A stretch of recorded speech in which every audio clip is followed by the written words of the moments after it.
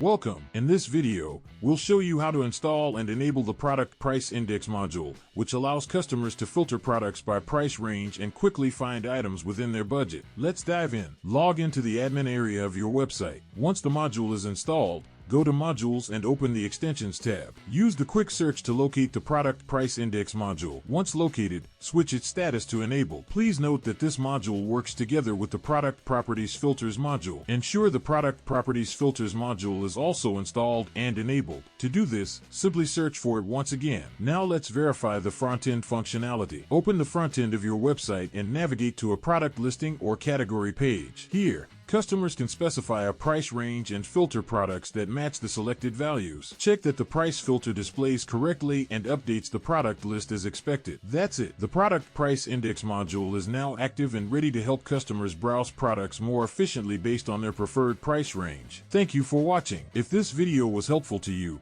please give it a like and subscribe to stay updated with our future guides.